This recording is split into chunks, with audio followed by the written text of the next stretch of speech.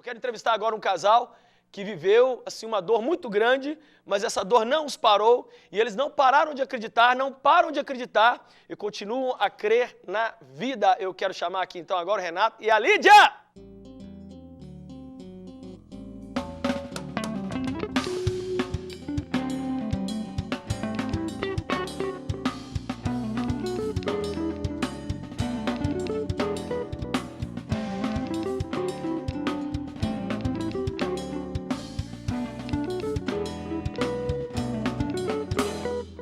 Glória a Deus, que prazer receber vocês aqui.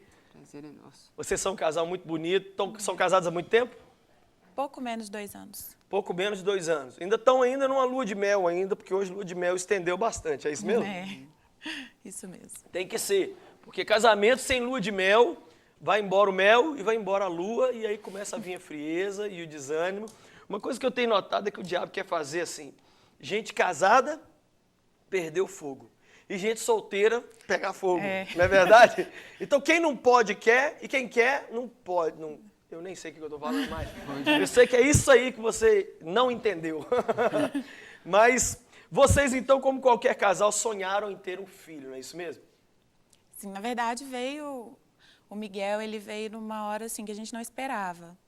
Porque nós tínhamos acabado de nos casar e aí a gente engravidou, assim, muito de surpresa mesmo. Não era planejado? Não era planejado. Mas muito desejado, que na verdade a gente sempre quis ter, né? Mas nós não éramos casados, estávamos ansiosos por nos casar e mesmo assim planejávamos ter depois de 5 anos, esperar um tempo, né? Mas aí quando a gente casou, a gente não conseguiu esperar e aconteceu. Que maravilha, os escorregamentos de Jesus, né, que faz acontecer fora dos nossos planos. Não é verdade? Eu amo quando Deus avacalha os meus planos, porque quando Deus bagunça, na verdade, Ele está organizando. Não é? Mas aí, você teve uma gravidez onde, mais ou menos no meio da gravidez, vocês tiveram a notícia. Conta pra gente como é que foi isso. No 5º mês de gravidez, no exame morfológico, né, que a gente consegue ver o sexo, é um exame mais minucioso, né, que a gente consegue ver se a criança está bem, se todos os órgãos formaram direitinho. O médico detectou que no coraçãozinho dele havia uma divisão a menos, né? E aí o sangue venoso misturava com arterial e isso causava uma série de complicações para a saúde dele. Então, assim, depois daquele primeiro exame, foram só más notícias e todos os médicos pelos quais nós passávamos falavam que ele iria morrer na minha barriga ainda. E eles eram, assim, bem categóricos, falando que não havia possibilidade nenhuma dele chegar até o final da gravidez, né, e tal. E, na verdade, todos os médicos, assim, chegaram a nos dar as opções, né, de interromper a gravidez. Abortar a criança. Abortar a criança.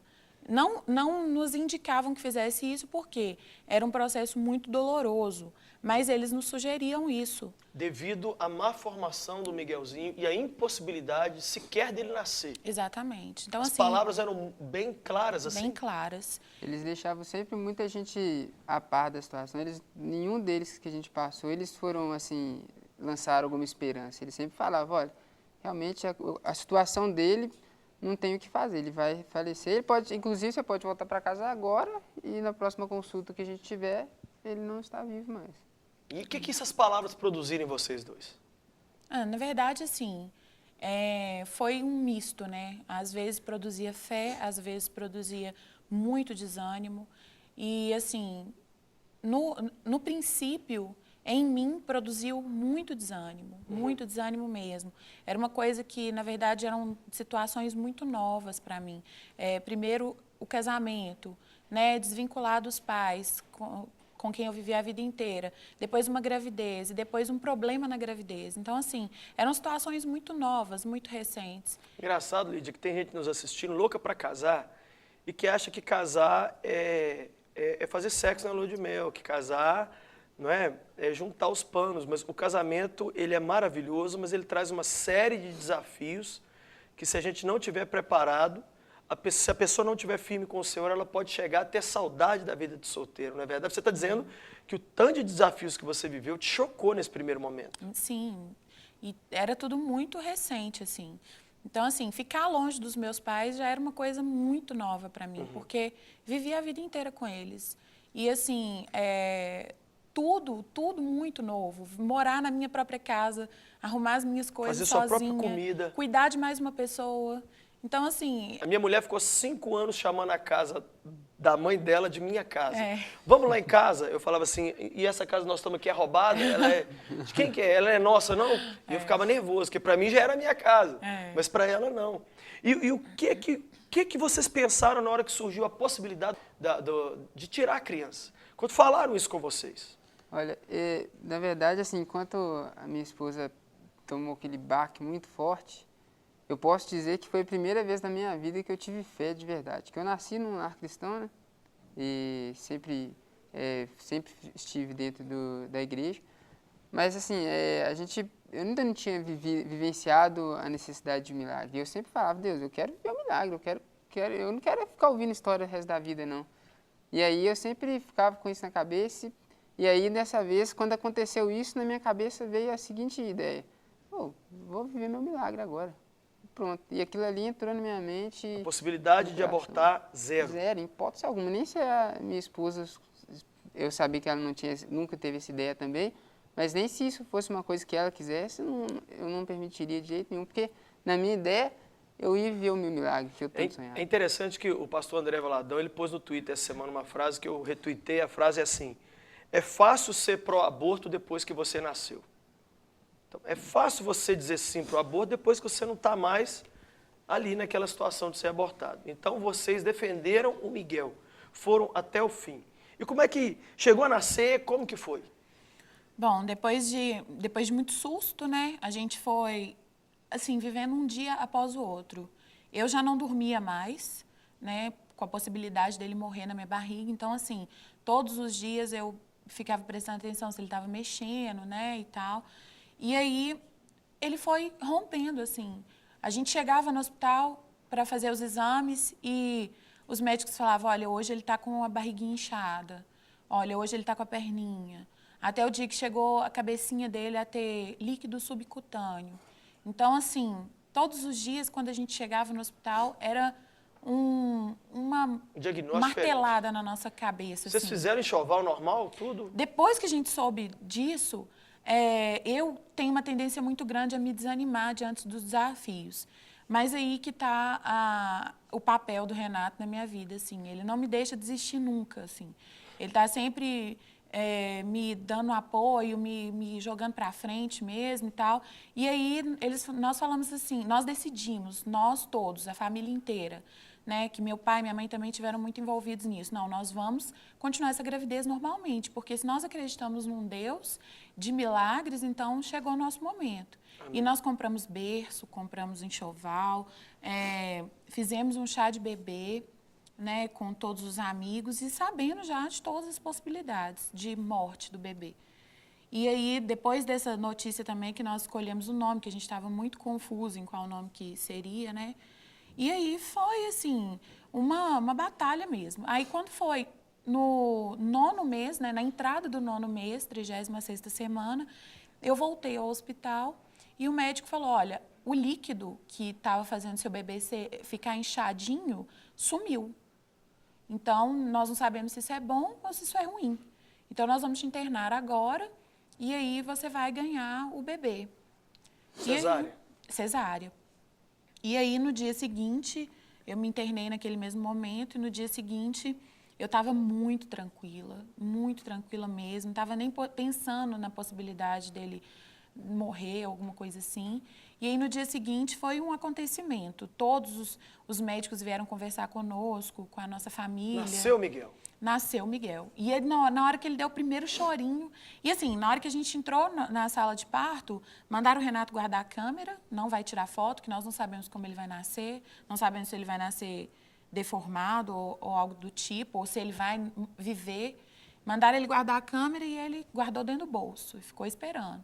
E aí, na hora que ele nasceu, que ele deu o primeiro chorinho, que ninguém esperava que ele fosse dar o primeiro chorinho, aí foi só emoção. E aí, a partir daí, eu já nem pensei mais em morte. Ele nasceu assim, muito bem, sabe? assim, para uma criança que eles tinha um esperavam, diagnóstico. ele nasceu muito bem. Olha lá a foto, olha. Olha ali a foto dele. Que legal. O milagre nasceu. O que não era para nascer, nasceu. O que a medicina tinha dito que não tinha condições, teve condições. E todo mundo ficou muito surpreso. Dos Muito médicos, surpreso. eu escutava eles comentando, nossa, ele tem feições bonitas e tal, ele não é hidrópico, né? Que é o termo que eles utilizam para falar que a criança está com água acumulada no corpo. Ele viveu quantos dias? 16 Ele viveu dias. 16 dias. 16 dias e foi estar com o Senhor. Morreu. Sim.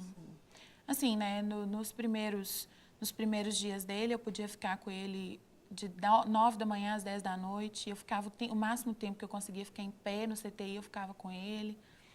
E foi, assim, um tempo doloroso, um tempo de muita provação mesmo. Ver ele ali fazendo carinha de dor, todo entubadinho. E, assim, foram dias um após o outro, assim.